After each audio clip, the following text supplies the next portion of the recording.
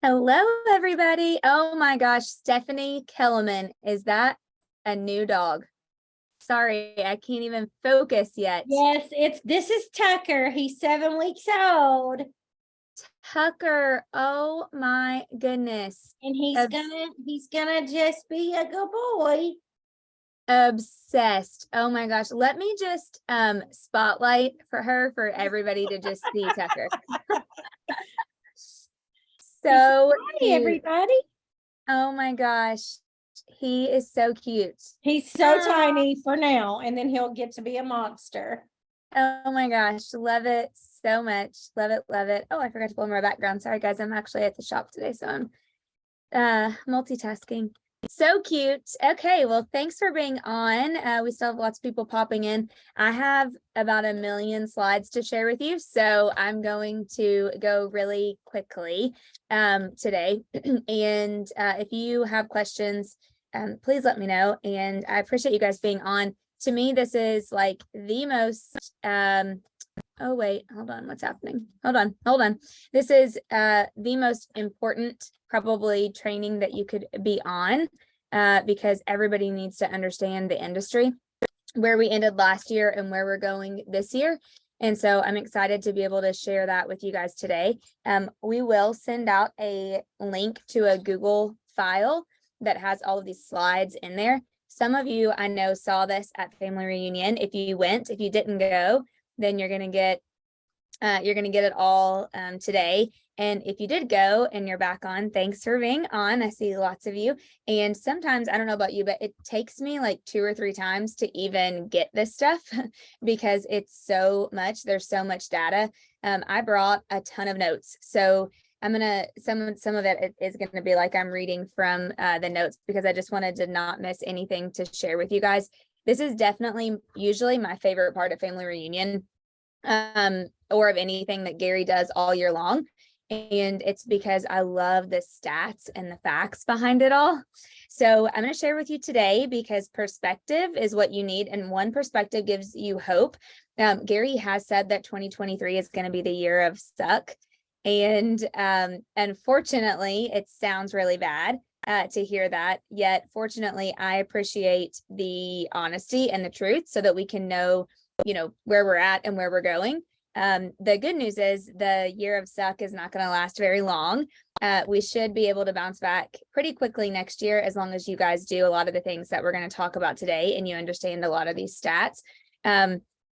Also, some areas, just know, are, how's the best way to say it, more insulated than others. So for example, I have a friend in California. They have an office, a real estate market center brokerage that they have 550 agents in, and they had 18 closings in the month of January.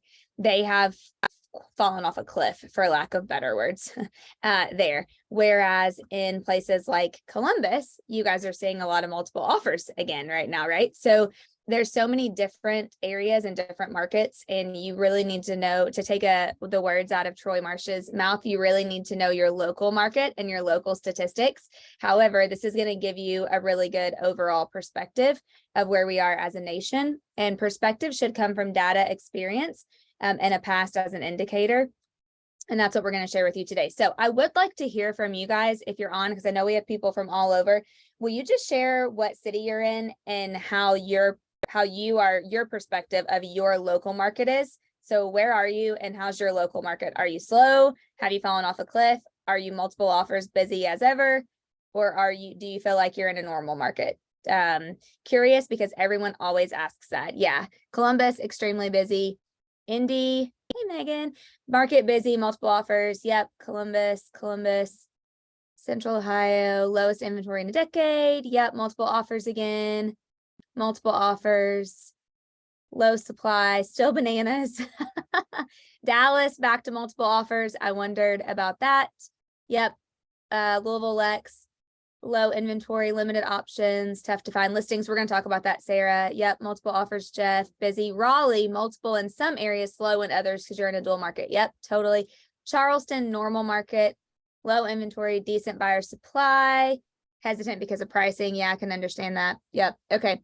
So, so as you can see, it's a little bit kind of all over the place, and I think that that's going to continue. Oh my gosh, I got to plug up my computer. I thought I already did that. Okay, so 2023, Gary has said, is the year of uncertainty. And that's because of what we just talked about. Hold on one second, you guys. The market is different everywhere, right? So agents are going to have to get back to understanding what their math is that's going to work again. I've shared this before. We heard this a lot at family reunion. And so I wanted to share it again. You have to understand as a real estate business owner, the math, meaning how many clients you need to talk to make deals work again. How much do you need to pay for lead, cost of staff and team members, the cost of your CRM that you're using, all of the ROI on your leads, all of those things. The math is different in a balanced market.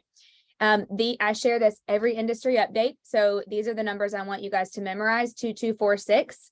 These are the magic numbers. You're going to see how we are very off on some of these numbers as I go through the slides, but in a perfect United States, we would have GDP around 2%, inflation around 2%, real estate would appreciate around 4%, and unemployment would be below 6%.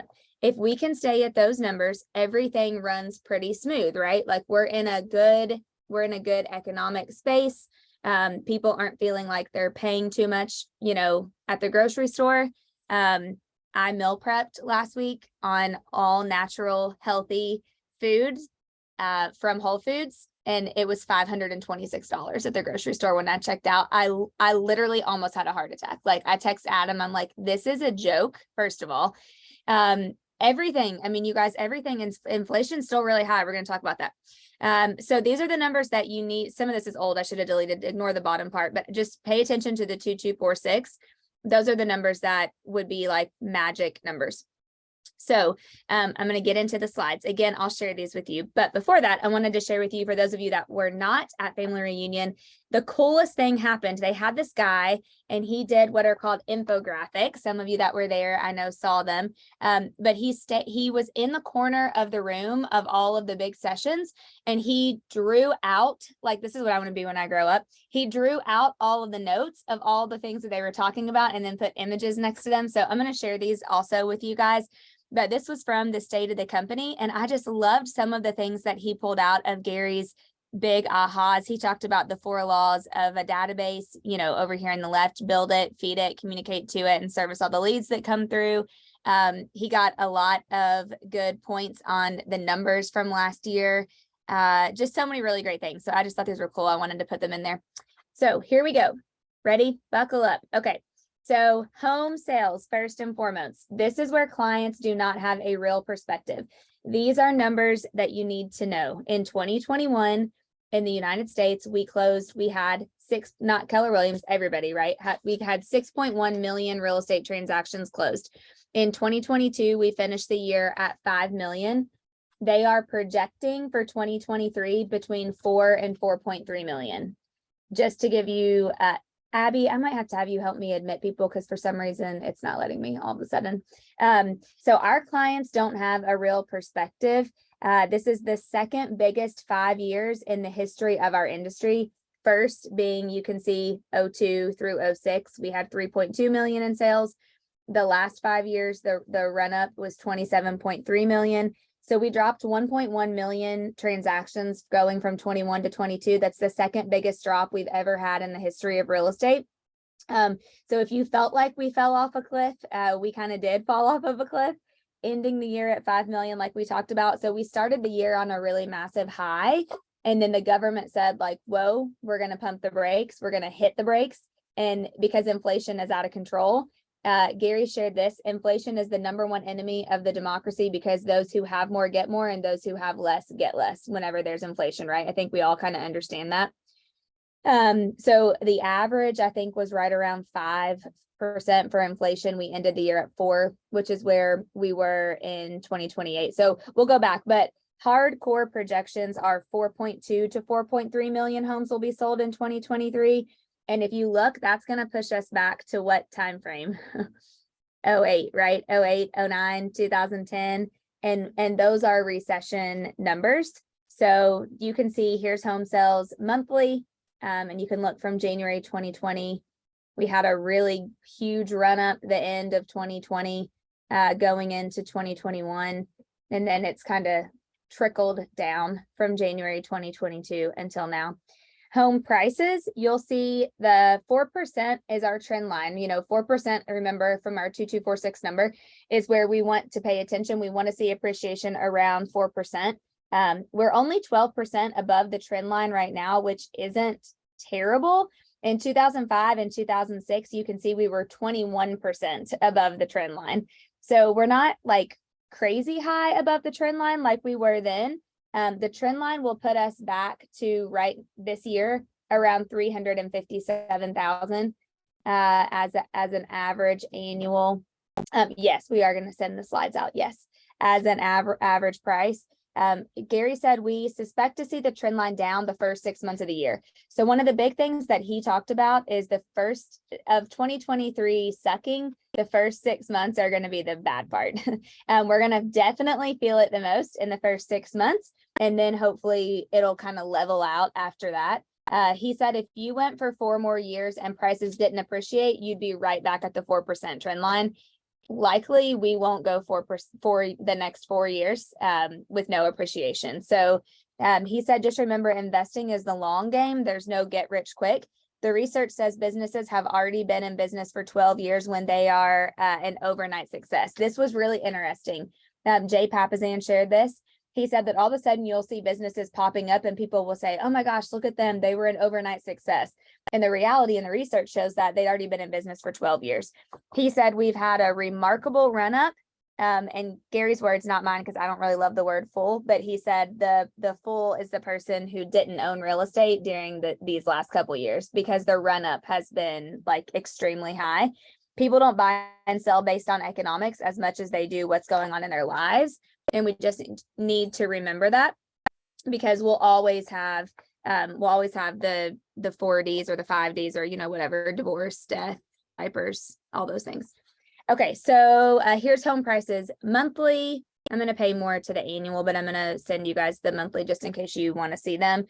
Here's home prices annual appreciation. You can kind of see from the graphs here. So from 2020 to 2023, the average appreciation comes out to be right around 9.1%. But if you take out 2023, we were at 12.5%, which is quite a jump up from the 4% that they want to see. So this just kind of breaks it down in chunks for you to see. Right before the recession of 07-08, we were around 8.88% appreciation. Then we went to negative 4% appreciation, but then we bounced back up to 6 all the way to 12.5. So it's going to kind of give you an average of that. Total market volume, you can see this in the trillions, right? Based off of the volume. Many of you made more money than you ever made, and that was because volume spiked. This one shows agent count. So you can see based off of what the year was, what the agent count was. And I have another slide that we're going to talk about agent count when we get to the NAR stuff. But Gary actually said, for all the bad news, the good news is that you're most likely going to be in the 3rd best year for volume in the history of our country. This year, we will still see high volume. The total volume available to be handled this year is going to be great. In spite of volume, 2023 will still be a tough year. So you have to work really hard. And the reason is because you have to work harder to get more listings, right? It's going to be harder to get listings. And we're going to talk about that too. He said there are people that don't do anything different than when they had a good time. And you can't do that moving into a more balanced and a shifting market. Here's inventory annually, again, broken down kind of through the years. The problem is that, and most of you said this in your comments earlier in the chat, we still have so little supply. So the second that we get back into affordability, people will rush out and they'll start buying, and prices will skyrocket again overnight. And he said it's just not going to turn around this year. There's just no way that it could. Not everybody will have a great year, but Gary said you can. Just remember that equal reward is unequal opportunity. So also said, as Jason Abrams said, just because the opportunity will be less, meaning what he means by that is from going from 6.1 million homes sold to 4 to 4.3 million homes sold, there is a less opportunity. Doesn't mean that your opportunity is actually less. So the months of inventory, there was no seasonal adjustment to the previous 6 months. He said, make a note of that. The good thing is it's probably going up. And just remember that 6 months of inventory is actually a balanced market. And I know some of you have never even been in the business during 6 months of inventory being available. So just remember that. Here's inventory monthly over the last 3 years. As you can see, mortgage rates. This is a big one, right? Just remember, pay attention on this slide. 1979 rates were at 18%. People still bought and they got appreciation, and then they refinanced and it balanced out. Gary actually was talking about how he bought his first house at 16%. So this slide is why perspective really matters. Gary said they're not going to go up like a whole lot more, but they're not going to go back to what we think is normal.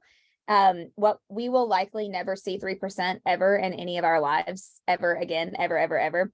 He said that really, truly, that's actually an okay thing, because we want to be like in a balanced market. He said we'll probably never see 4 again either. But if we look at the last 10 years, there's nothing normal about it. So 7.81 is the historical average interest rate.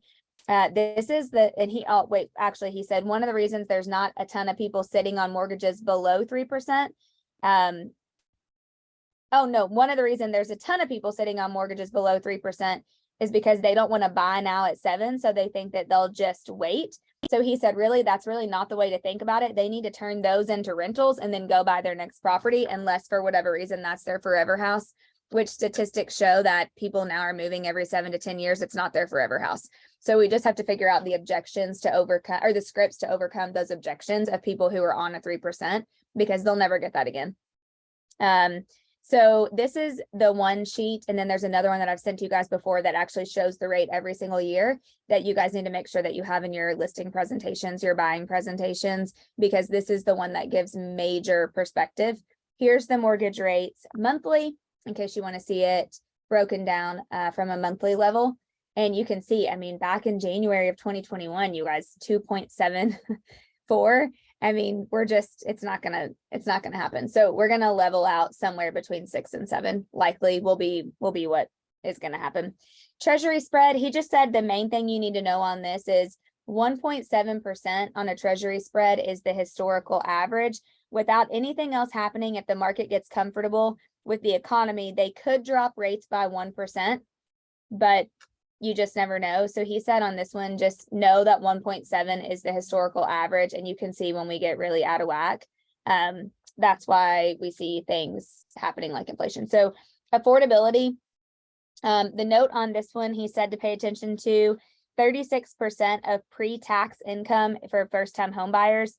Now it's 34% of your pre-tax income for first-time home buyers to actually be able to afford and qualify. So it's changed a little bit, but that's a lot. And we also don't see, many of you guys have probably noticed that you're not seeing a lot of first-time home buyers buying right now. We're going to talk about that on later slides, but does anybody want to take a stab at why in the chat? Anybody know? Let's see. Yep, Sarah Weber, ding, ding, ding. Student loans. Yep, higher prices in student loans. Yes, great job, ladies. Yeah, student loans are higher than they've ever been in our country's history, ever. So the other thing Gary said to think about when you're thinking about affordability, you do work for food and shelter. Like those are your first 2 things. So you work for your home. It's a long-term game. He said you do this to lock in your cost of living. And so just think about that when you're thinking about the affordability, that food and shelter are the 2 main things. So we're going to go into the US economy now. And first one is GDP. If you've been on any of the other industry updates, you know by now that I have hopefully taught you guys that anytime we have 2 quarters in a row of negative GDP, that's the definition of a recession. So technically we hit that last year. The biggest thing on GDP is just to pay attention to where the numbers are. And right now you can see for 2022, we finished right around 2.1%. Unemployment, you can see, which this one always kind of shocks me. We finished 2022 at 3.6%. I think I have some more notes on another slide on unemployment, but this one's always kind of weird because we're not crazy out of line with unemployment yet. I don't know if you guys feel like this, but I feel like there's so many jobs, like everywhere I go, they're like, we're closed because we're short staffed. So it's that one's kind of a weird one. Here's unemployment broken down. Also, you can see annually. And then this one are layoffs. So this is just the percentage that you can see of total employment versus layoffs happening according to NASDAQ over the last, I think this was last year, 2022. Stephanie said it's because unemployment is anyone who is seeking a job and doesn't have one. Yeah, totally. Yep. Personal savings rate. This one is like shocking to me. I was blown away by this. So many of you knew in 2020 and 2021, the average American had more cash in their checking account than they ever had in the history of our country. Around 2010, people started to saving a lot of money. Then in 2020, it gets the highest it's ever been. Here's what he said about this, because you can see now it's dropped drastically in 2022. He said it doesn't mean that they spent it. It just means that they are not saving anymore, which is kind of scary. He said basically what people are bringing in, Americans are, then now they're back to spending it because inflation is so high. The government doesn't want inflation. They want you to keep spending and saving both. So that's why they're going to raise the rates until it regulates out. 16% is obviously high.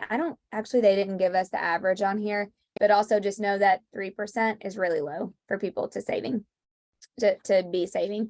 Here's our inflation slide. So remember, 2% is that magic number that we want. The target is 2%. 7% is what they call a disaster. And so we definitely have been at 7%. The government will take action to stop it as fast as they can when it gets that high, and they'll use businesses and pricing. They're more willing to put people out of jobs because they don't want this number to be at 7%. He said 2023 will be rocky because the government is still trying to get a handle on inflation. They don't want to send the economy into a full-blown recession. However, technically we did enter a recession because we had 2 quarters of negative GDP. This one is the money slide. This is the first time they've ever shared this slide with us, and I loved this one. What you can see on this is what's inflated most over the last 22 years. And I don't think it'll shock any of you, our medical care, followed very close behind college tuition and fees and college textbooks. So Gary said right now, I thought this was, funny, but not funny. If you're in poor health and you have kids in college, you're screwed because inflation is so high right now on those two things. It's terrible. The cost of anything. Actually, Adam and I I don't know if Adam's on, but we were just talking about this right after New Year. We went to take the kids to their big tennis tournament in Tucson, and in warm-ups, Amelia fell and broke her wrist. And so she didn't get to play. And we went to the worst hospital I've probably ever been to in my entire life. We were there for like maybe an hour max. They basically did nothing but take an x-ray and tell us it was fractured and we needed to go to an ortho when we got back home. And like, we're still rolling in the medical bills you should see. And this is having good insurance, by the way, are still rolling in like every other day. We're getting a medical bill for her little wrist incident in Tucson. And I'm like, this has to be a joke. So he said on here, if you're not sending kids to college and you're staying healthy, then you're probably looking pretty good right now. And this is why, actually, this is really important. And this was a piece that I didn't catch this when he said it the first time, but I've since gone back and watched the video and I caught it the second time. Liz said, have a baby.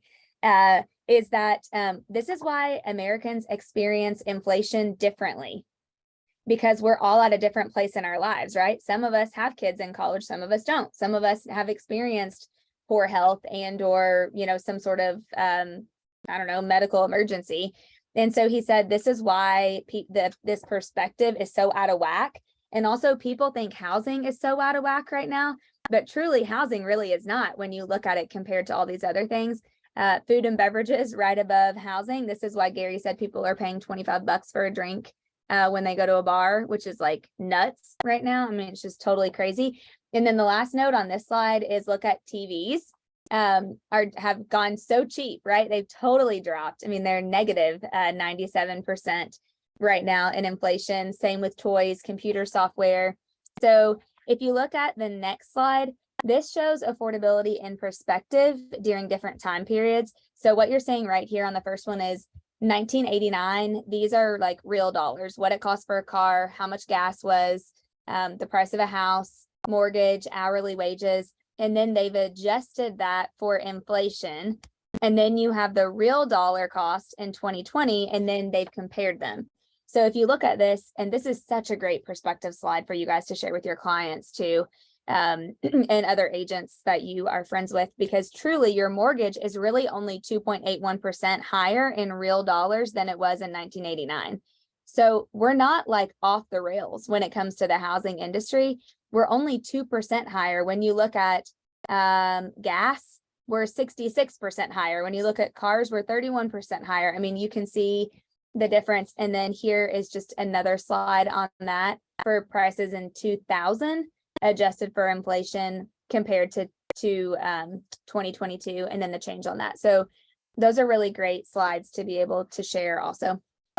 Oh, good. I'm actually rolling through these quicker than I thought. Okay, so here are US events, and these are really interesting. This first one in particular, sides per agent. So if you look, NAR, National Association of Realtors, they add agents and then they shed agents, and then they add agents and then they shed agents. And it's all dependent on the market. So from 2000 to 2007, 550,000 people became a real estate agent and or reenacted their license with NAR. So sides per agent per side dropped from 13.5 to 7.5 because 550,000 agents got licensed. Then from 2008 to 2012, 330,000 agents got out of the business. So NAR dropped by 330,000 agents. So our sides increased from 6.9 per agent to 9.3. Then over the last, from 2013, basically 9 years, another 580,000 people got their real estate license. So our sides per agent dropped from 9.8 to 6.3. So a couple things to just think about on this one. There are lots of headlines right now happening about people who jumped into the real estate industry and got their license during COVID, and now they're realizing that it's hard and they're going back to their day jobs. We will see NAR shed again over the next couple of years. We'll see people get out of the business. Gary, well, not just Gary, but NAR and the KW research team are predicting that we'll lose another 350 to 450,000 agents in order to get us back to probably 10 sides per agent is what will likely happen over the next 3-ish to 5 years. So we can expect 1.6 million agents that NAR has right now to drop likely to 1.2, 1.15, 1.25, somewhere around there. Volume per agent, Gary called this the rich slide because we've been able to see how much volume per agent has happened. So 2022, we finished at the average agent volume was 3.2 million. He said this year will likely be the same. So it could be the second greatest year ever on volume per agent. And then just remember, again, just because there's going to be less opportunity does not mean that your opportunity is less. Listings with price drops right now, sellers are getting more realistic, and so there are not as many price drops. When we as agents do our job and we actually give them the perspective, which is I believe why Columbus is seeing multiple offers right now again, because sellers are getting back to being realistic, and if it looks good and it shows great and it's priced right, you're getting multiple offers, right? And that's typically what always happens. So he said the key to this is just getting our sellers more realistic, and then you don't have as many price drops. New listings on, he said this is the one that's not an exciting number, and you can see why. In December, we had 126,000 new listings, and you can see it's gone very downhill from June even of last year at 332. So he said at the end of the year, 1 in every 13 agents took a listing at the end of last year is the stat on that. This is not on the slide. This is just a stat that they gave us separate. So out of NAR, the average was 1 out of every 13 agents actually took a listing, meaning it's harder than ever right now to get listings. So you are going to have to work overtime to get listings. one of the biggest things I heard, and I'm sure those of you that were there heard the same thing. But this is the year to double down. Like, even if you think you're already working hard, you're going to have to work twice as hard in 2023 to get the same results, especially when it comes to getting listings. The next two slides are good news. This is distressed sales. So you can see back from 08 to say 2012, the amount of percentages of foreclosures and short sales were nothing like we see today. So that's because, right, the government kind of caused the last recession with which we're going to see that next on the, well, it's somewhere over here about the credit scores tightening and loosening the criteria. But right now you can see the distress sales are basically non-existent, and same with underwater homes, pretty much non-existent. And just know that it's really because we have a lot of people have more equity right now in their house than they've ever had before, which is a really great thing. Here it is, the credit condition slide. They're basically as steady as they can be. Nothing really going on here. Gary says, like, no funny business. We did see a tightening really kind of right when COVID was spiking in 2020, 2021, but then they've loosened back up. And so this is just pretty normal. Everything's pretty normal right now when it comes to the tightening or loosening from underwriters on credit conditions. For those of you that are in new construction or do a lot of new construction homes, Gary says that this slide is the culprit, he called it. We need new homes to keep inflation intact, but the problem is most areas have raised development cost, and the price of land is so high now that it's hard to build, right? It's hard to get land to start new developments. It's expensive. So not as many new homes are starting as what we really would like to see. He said that hopefully this will continue we want to be around the average of 1,000 new single family home starts. But that one's kind of TBD, to be determined. New home sales on this one, he said this does not include customs. So when you're looking at this, just know that these are more new family home starts and sales that were like specs is what most of us would call it. So not necessarily as many on the custom side, but he said this is all healthy and we've been living in a healthy new home environment. So continuing that is good. Here's the absolute craziest slide you've ever seen in your life. And this is student loan debt. So it's at an all-time high since 2019. Student loan debt crossed 3 trillion, which is like crazy in 2019. So this is why first-time home buyers, Sarah and Stephanie, great job, you win a prize, are not buying right now. They're carrying so much debt that they can't buy because it's whacking their ratios out, right? So a lot of them aren't able to qualify, and it's just delaying their first-time home buying process. So when people used to buy, right out of college, say 20, 21, 22, 23, people aren't buying till like in their 30s now. And all of that is due to student loan debt. So here are a couple of risks that Gary said just be aware of when it comes to the economy that could totally derail us in 2023. So the first one is the further escalation with Ukraine. He said this could really affect us when it comes to gas, wheat, and so many other things. So depending on what happens with Ukraine, which, by the way, I don't know if you guys follow the leader of Ukraine, but I'm like obsessed with him. I just watched the what's the guy's name that used to have the late night show and he's interviewing, oh gosh, I'm blanking on it. Does anybody know? Anyway, he just had him on his, and they were like underground in a tunnel in Ukraine. Letterman, is that his name? Yeah, I think so. Has nobody watched that? Okay. Well, it was really good. But anyway, that's number one. Number two is a resurgence in inflation. And so he said, if something like weird happens, yes, thank you, Greg, David Letterman, having a total brain fart on that. If something happens and it goes like, way up, then that obviously would be an economic risk for us. Number three is the debt ceiling brinkmanship.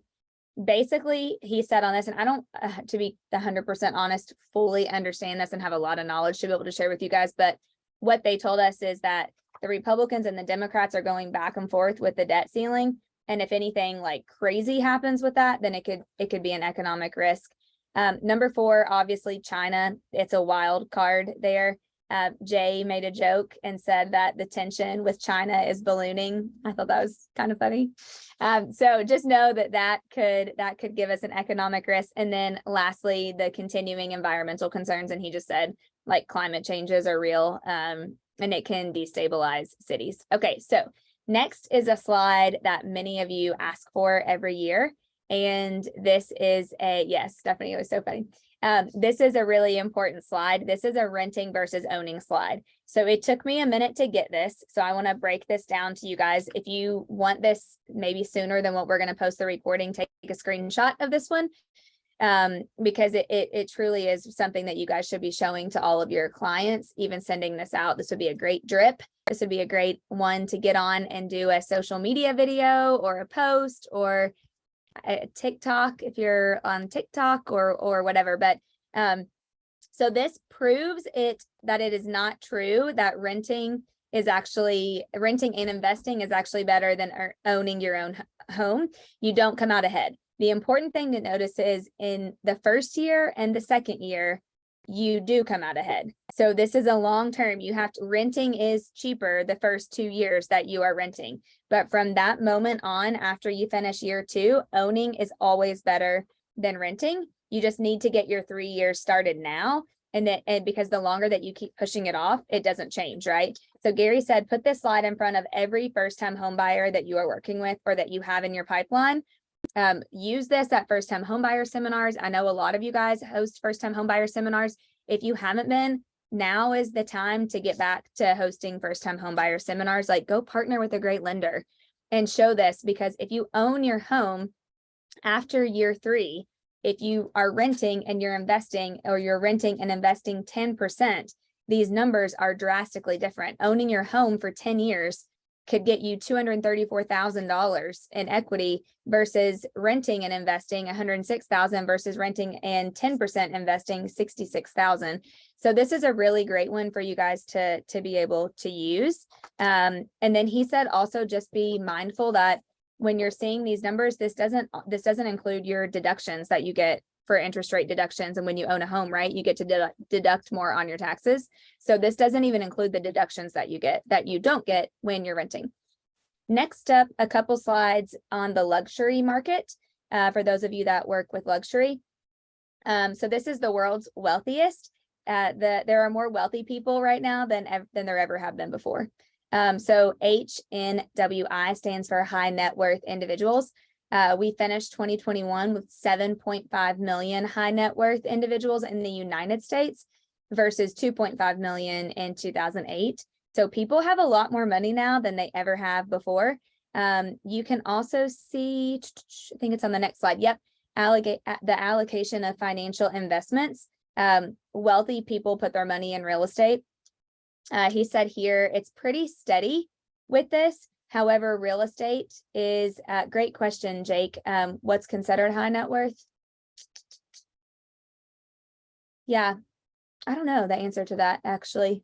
And we might be able to find it on Google. If anybody knows or can find it and wants to put it in the chat, that would be awesome. Otherwise, I will find out. Okay, thanks, Steph. That would be great. I don't have that in my notes. He might have said it, but I don't have it in my notes. Good question, Jake. We'll find it. He said real estate's about 15% of what wealthy people put their money in. And there's actually, this isn't it, but I'll find it. This is luxury home days on the market. So luxury days on the market versus non-luxury days on the market. Something to just pay attention to here and remember, for those of you that have been in the business for a long time, the average is 2 years of a luxury home being on the market. During the Great Recession, it took 2 years to get a luxury home sold. So these numbers that we're seeing right now, luxury days on the market, are nothing compared to what it used to be. I thought it was right around 1 million. Okay, yep. Thank you, Steph. Liquid. So high net worth individuals are liquid. You have liquid assets of at least 1 million. So that's very helpful. Let's see. Oh, I didn't have commercial trends. Okay. So these next ones are some of my favorite ones and most important ones for you guys to pay attention to. And these come from NAR and also from KW's research team too. So here's your first time home buyer. Oh, you know what?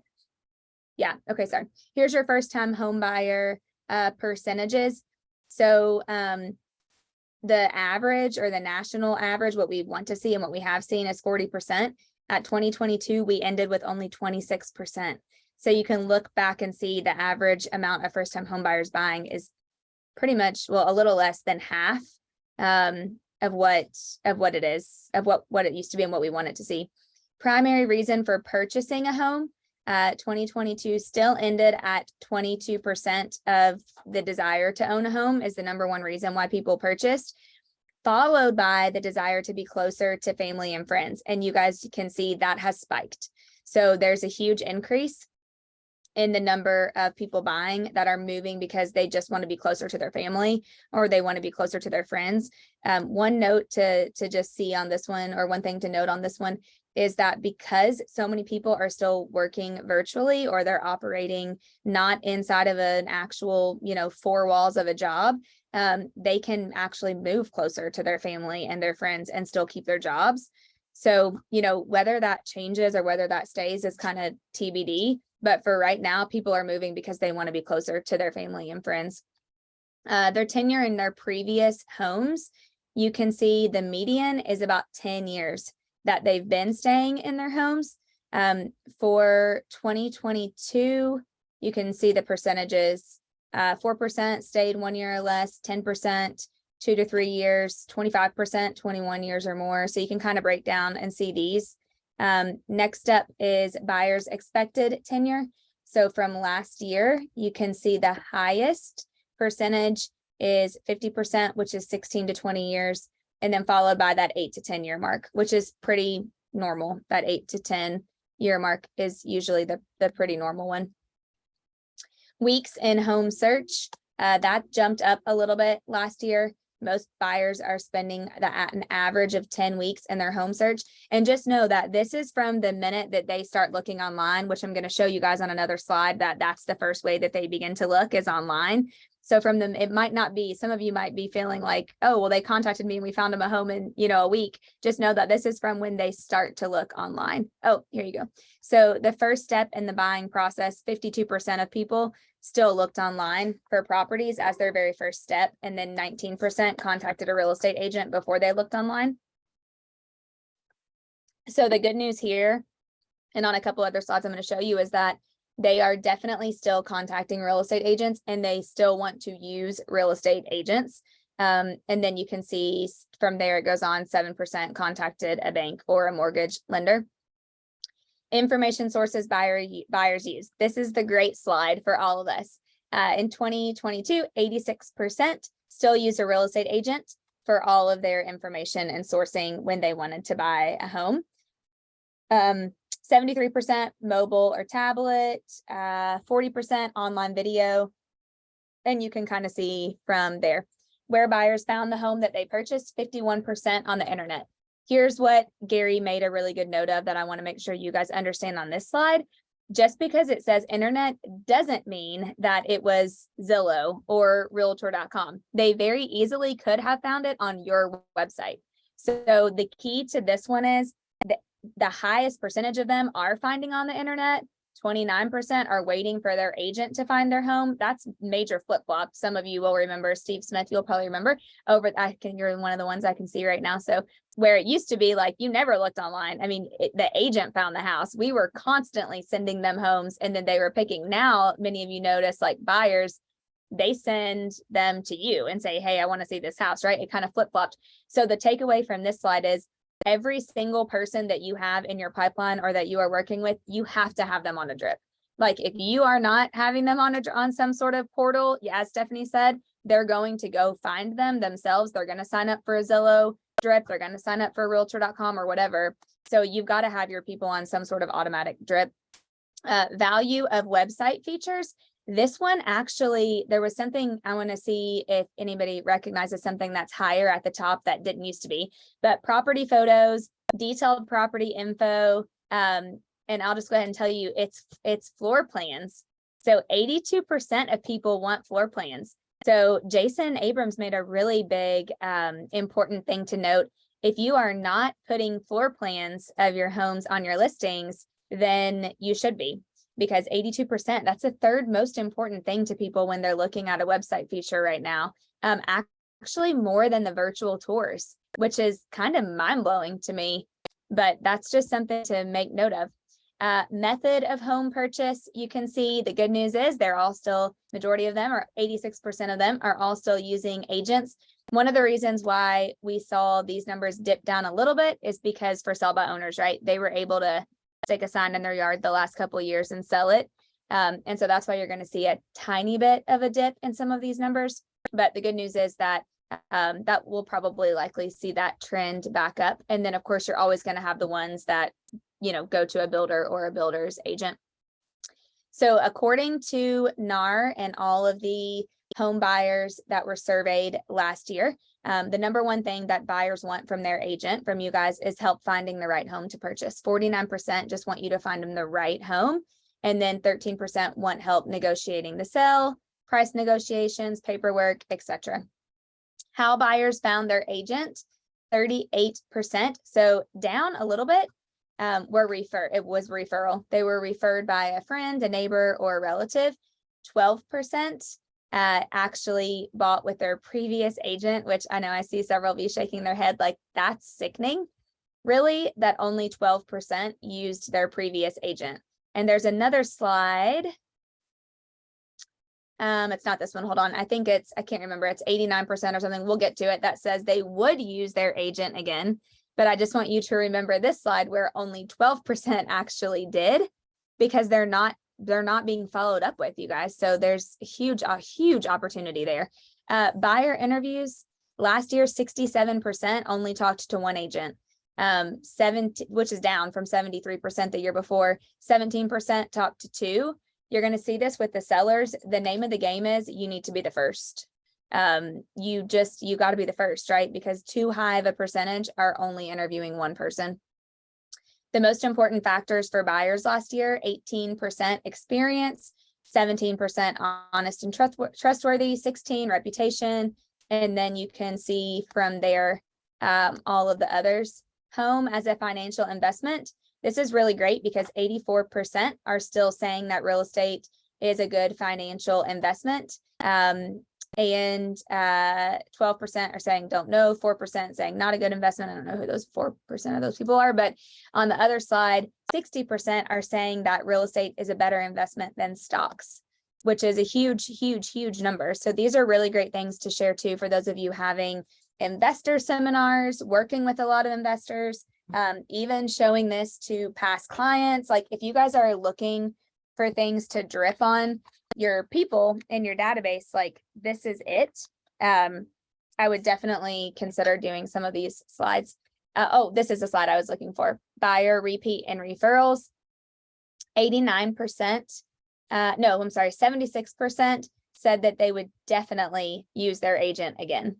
Yet remember, only 12% actually did. So that's a huge gap, a huge area of opportunity right there. 13% said probably. So that's where you're getting 89% are either probably or definitely going to use their agent again, yet only 12% did.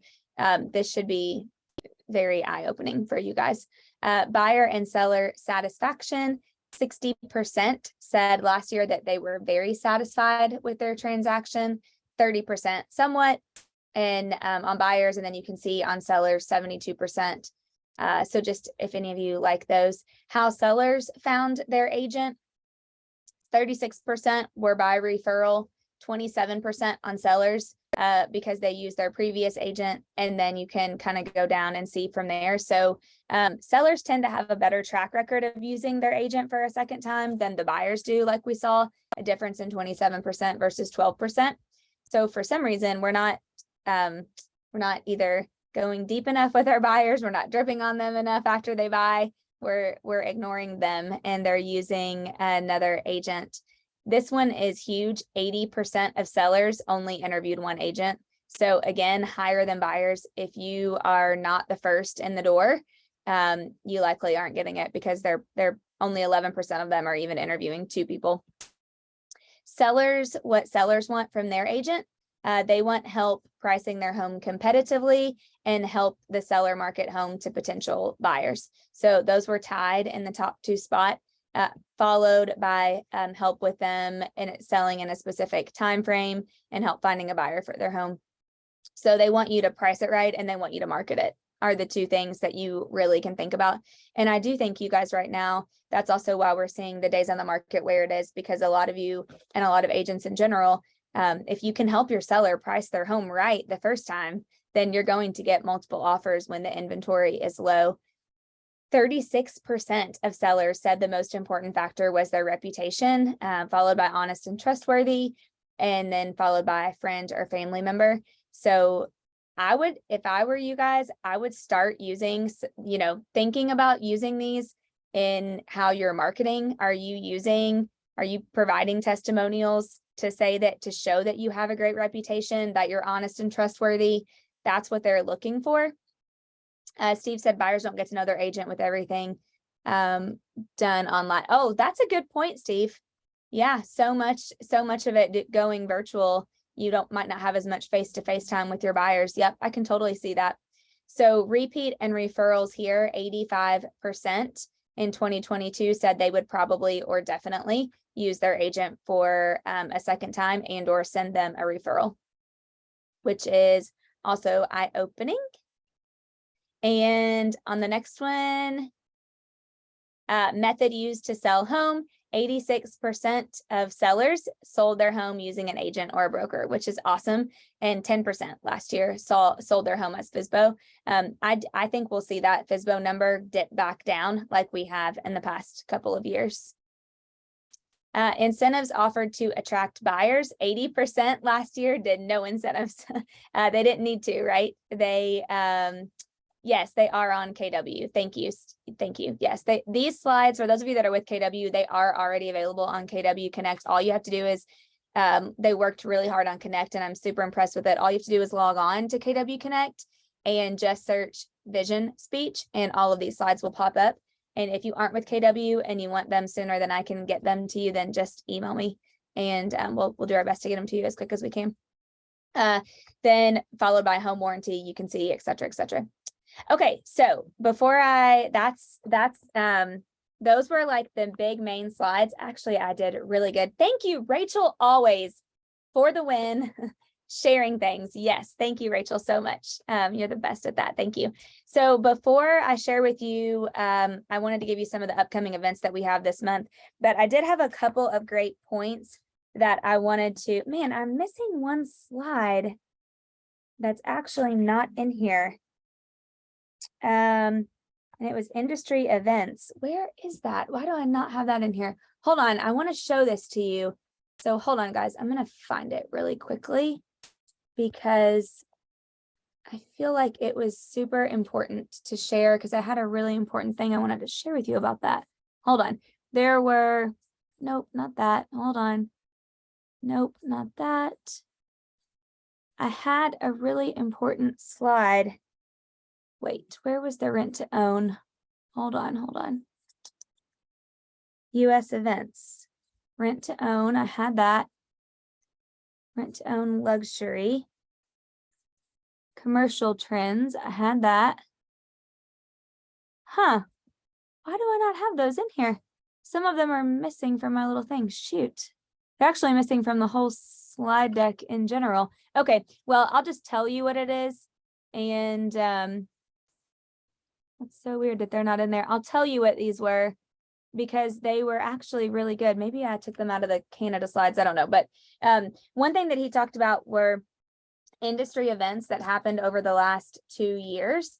And so I wanted to make sure that I shared with you guys a couple of those highlights that we hit. One of them are Boomtown was bought last year by Inside Real Estate. People are talking a lot about the great convergence. So he said, when you hear firms talking like Zillow talking about the super app that they're getting ready to come out with or that they're working on, what they're talking about is pulling it all into one experience. And he said that that's the movement of the industry. There are only 3 real estate companies that actually in the United States that actually own their own tech. And those companies are Redfin, Compass, and Keller Williams. Compass recently spent, I have it in my notes, Oh, wait a minute. He said, just know that. So there's only 3 right now, Redfin, Compass, and Keller Williams. And there's no great company on the planet that rents their technology. Apple does not rent, they built their own. Google does not rent, they built their own, and so on and so forth. So every other real estate company and or brokerage right now is renting their tech from somebody else. And he said the thing is, if you're renting your technology, you're being controlled by who you're renting your tech from. And owning your own tech is really expensive. Compass actually recently came out and said they spent $1.3 billion to build their own CRM, and they actually ended up not finishing it. They ditched it and they bought Contactually, which many of you have used Contactually in the past, and then they retrofitted Contactually to work for their agents. So Command is truly a platform, not just a CRM. And the fact that we built it and are continuing to build and own it is a really huge thing. Another note on the points of industry updates in the last year. Who has heard of Chat GPT? And of course, you have artificial intelligence, right? So a lot of people are asking, could it change everything? Yeah, Sarah, I know you and Adam are obsessed with it. I'm totally obsessed with Chat GPT. Gary doesn't necessarily believe that it's gonna like completely change the world. However, it is really cool. Oh, Jill, you're using it. Wow, yay, I love that. He does say that it might not change everything, but it really could be a huge asset. And yep, and Jasper AI. So just pay attention to artificial intelligence. I did actually have something, yeah, Jasper AI. I haven't seen that one, but Adam has, and that looks like a really, I have heard a lot about it. One thing, let me pull this back up, play from current slide before I show you this. Another thing I wanted to share with you guys, I'm actually going to post this as a video and share this on my social media. Sorry, you guys, there's like 8 inches thick of pollen in Charleston. And it is getting to me big time. I don't know if you guys have seen this or not, but one of the things I heard, well, I recently listened to an Ed Milet podcast episode with Tony Robbins. If you have not listened to the Ed Milet podcast where he interviews Tony Robbins, it's a long one, you guys. It's pretty long, and it is probably the best podcast I have listened to. Excuse me, thank you, in a really long time. And he talks about in there, I don't have my notes in front of me about it, but he talks in there about how we have to understand like what the future, and not just in real estate, right, but what the future looks like, and when it comes to jobs and employees, and who truly is like a useful, valuable, what is a useful and valuable skill to have. And he talks about, man, I wish I could find my notes to send to you, or to share this with you, because I'm gonna get it wrong. But he talks about right now, like we need Uber drivers. But 5 years from now, we probably will have computerized vehicles that will drive around, that Uber will have, that they won't actually need the driver. Right now, we need semi-truck drivers. And, 5 to 10 years from now, we might not need semi-truck drivers because they could automatically be just driving around, by a computer. He said the thing with it that's kind of scary. Dang it. Oh, here it is. The thing that's kind of scary about that, is the number of jobs that it's actually going to put out. He said, here it is, I found it. 40% of all current jobs will be irrelevant in the next 10 to 15 years. That's an Oxford study that they just put out. Truck drivers, Uber drivers, taxi drivers versus a truck that can drive 24 hours a day with no mistakes and can be 100% write-off. 5 million people in the US today drive trucks, Ubers, or Lyfts, or taxis. So it's only a matter of time. And then he was saying, what will those people do? He said that's like one category of what happened in 2008. Labor today is not valuable. Your mind is creativity, technology, being able to, provide value in those sorts of ways. So he said today you need to start retooling instead of waiting for the government to come rescue you. And he goes on and on about it. But what I wanted to share with you, and I know it's 2, is that Adam and I just experienced this, and I absolutely was mind blown. We recently, when we were flying to family reunion, I had never seen this before, but we walked, some of you may have, we walked into the airport, and I always like to go get bottled water, gum, the necessities at the little convenience stores is what I call them, inside of the airports. And we walked up to one, and those things that you walk through, like you push it with your stomach to walk through, that rolls over when you enter something or when you're coming in and out. So they had all of those lined up, and you put your credit card in this little thing, and then the thing moved, you hit it, and then it moved, and you went into the little airport gas station. And up at the top in the ceiling, there's like, Renee's like, it's not a gas station. There's like hundreds of cameras all in the ceiling at the top of these little stores up there. So there's nobody working. It watches what you pick up and what you buy. And then you walk out and immediately your card is charged and you got an email receipt. I took video and like a picture of the email receipt and all that stuff. And it was spot on accurate. Like we were like, let's just get this for the heck of it. Mind you, I think Adam, correct me, it was like $46, which is ridiculous. And yes, he said, I was so upset the entire rest of the flight. I was like, these people are not going to have jobs. Our credit card was probably stolen. I mean, I'm like thinking all these terrible things, but the reality is that it's exactly what Tony Robbins said on the podcast. Like every single thing he said lined up. So I just want to encourage you guys, like, stay in learning based mode and know all of this. Like, keep listening to these podcasts, looking at these stats. As much as I can bring to you guys, I'm going to.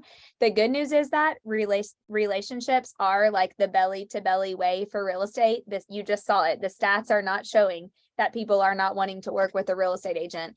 So we just have to keep providing them value and being able to be relevant and do that. So really quickly, we have a lot of great things coming up in March. We are continuing monthly to teach you guys the 2 tools for success with a 135 and a 411. If you're a new agent and you're looking to stand out in your first year of real estate, I've got some amazing rock stars ready to teach you. I'm doing a super great boost your social media presence with 3 really great rock stars who are great at social media. Linda McKissick is coming on. You guys love when Linda comes to stuff. Linda and I are going to share our biggest takeaways from the private Gary Keller invite only mastermind. I am interviewing Kellyanne Harris and Kelsey Jarbo, who are partners in a large expansion team inside of KW. And I'm going to talk to them about really having a scarcity versus abundance mindset for those of you who have teams or are looking to grow teams with people leaving your team and all that stuff.